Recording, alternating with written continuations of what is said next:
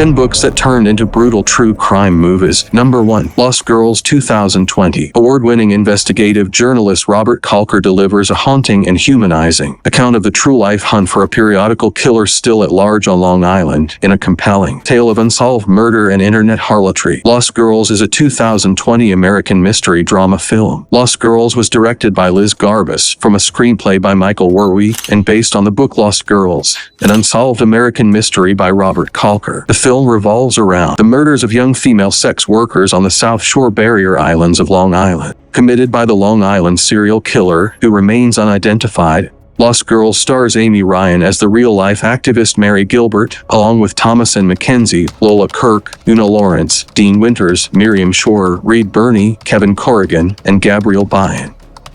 The film premiered at the Sundance Film Festival on January 28, 2020, and was later released on March 13, 2020, by Netflix. Number 2. My Friend Dahmer. My Friend Dahmer is a graphic novel by American cartoonist and writer Derf Backderf, known for utilizing darkness and shading in his comic strips and graphic novels.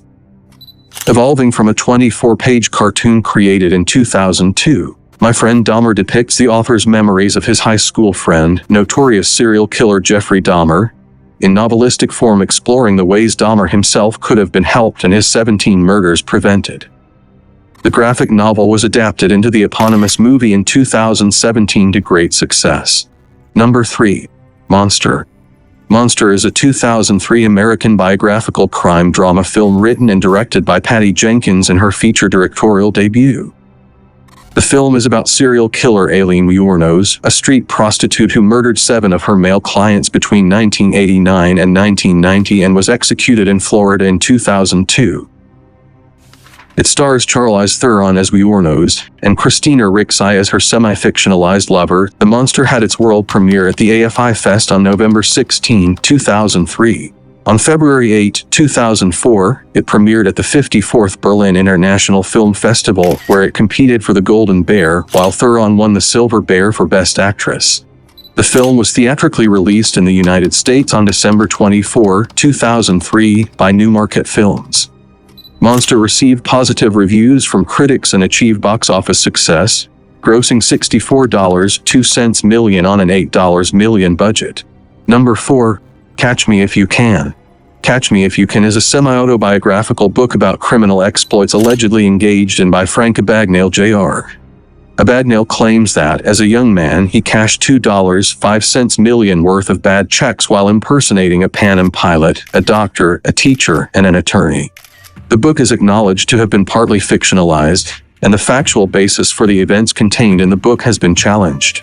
Co-written by Abagnale and Stan Redding, Catch Me If You Can be adapted into a film of the same name by director Steven Spielberg in 2002. Number 5. Party Monster.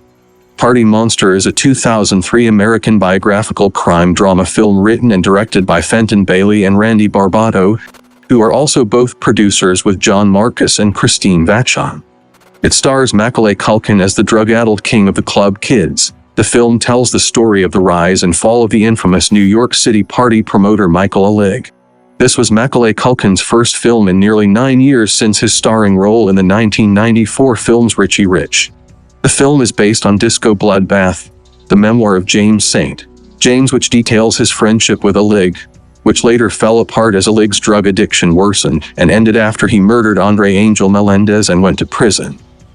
A 1998 documentary on the murder, also called Party Monster, the shockumentary was used for certain elements of the film. Number 6. Zodiac.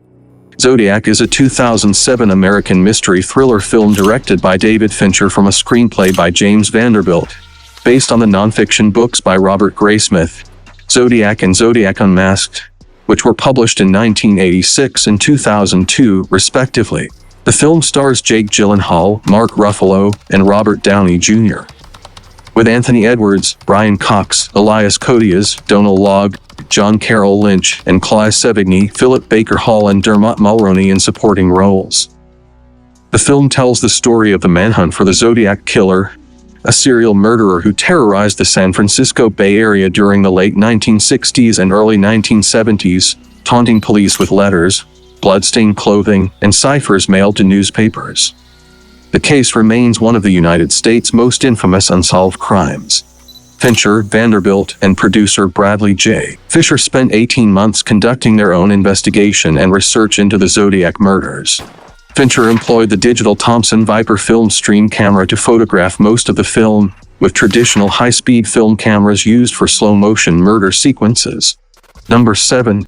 Devil's Knot. The True Story of the West Memphis Three is a 2002 true crime book by Mara Leverett about the 1993 murders of 3 8-year-old children and the subsequent trials of 3 teenagers charged with and convicted of the crimes. The names of the 3 teens convicted, Damien Eccles, Jason Baldwin, and Jesse Misskelley, would come to be known as the West Memphis Three. Leverett's book revolves around the central idea that the 3 teenagers' convictions stemmed from satanic panic rather than actual evidence. The book also focuses on one of the victims' stepfathers and his possible connection with the murders. All 3 teenagers convicted were released on August 19, 2011. A film based on the book, Devil's Knot, was released in 2013. Number 8. In Cold Blood. In Cold Blood tells the true story of the murder of the Clutter family in Holcomb, Kansas in 1959. The book is written as if it were a novel, complete with dialogue, and is what Truman Capote referred to as new journalism, the nonfiction novel. 1967 American neo-noir crime film written, produced and directed by Richard Brooks, based on Truman Capote's 1966 nonfiction book of the same name. It stars Robert Blake as Perry Smith and Scott Wilson as Richard Dick Hickok, 2 men who murder a family of 4 in Holcomb, Kansas. The film was shot on location at sites where Smith and Hickok's crimes occurred, including the real Clutter home where they robbed and murdered all 4 members of the family. The film was nominated for 4 Academy Awards: Best Director, Best Original Score, Best Cinematography, and Best Adapted Screenplay. Number 9. Foxcatcher. Foxcatcher is a 2014 American biographical sports drama film produced and directed by Bennett Miller. Written by E. Max Fry and Dan Futterman, the film stars Steve Carell, Channing Tatum, and Mark Ruffalo. The film's plot is loosely based on the events surrounding multimillionaire E.I. DuPont family heir and wrestling enthusiast John DuPont's 1986 recruitment of 2 1984 U.S. Olympic gold medalist wrestlers, Mark Schultz and his older brother David, to help coach U.S. wrestlers for participation in national, world, and Olympic competitions, and the subsequent murder of David Schultz by DuPont on January 1996. Foxcatcher received critical acclaim for the 3 lead actors' performances, Miller's direction, and the film's visual style and tone. It was nominated for the Palme d'Or in the main competition section at the 2014 Cannes Film Festival, where Miller won the Best Director award. Best Director goes to Bennett Miller for Foxcatcher. The film had 3 Golden Globe Award nominations, including Best Motion Picture Drama, Best Actor Motion Picture Drama for Carroll, and Best Supporting Actor Motion Picture for Ruffalo. The film was nominated for 5 Oscars at the 2015 Academy Awards, including Best Actor for Carroll. Number 10. House of Gucci. House of Gucci is a 2021 American biographical crime drama film directed by Ridley Scott, based on the 2001 book The House of Gucci, a sensational story of murder, madness, glamour, and greed by Sarah Gay Fortin. The film follows Patrizia Regini, Lady Gaga, and Maurizio Gucci, Adam Driver, as their romance transforms into a fight for control of the Italian fashion brand Gucci. Scott wanted to make a film about the Gucci dynasty after acquiring rights to Fortin's book in the early 2000s. Project languished for several years, with a number of directors and rumored actors being considered before Scott and Gaga became officially attached in November 2019. Much of the remaining cast joined the following summer, and filming began in Italy, lasting from February through May of 2021. That's it for today, guys. We've reached the end of this video. We had so much fun making this video, and we're sure you guys enjoyed every bit of it. If you did, make sure you like the video. If you didn't, still hit the like button. Because come on guys, there's no way you won't enjoy the video. Make sure you subscribe to the channel, and we will see you next time.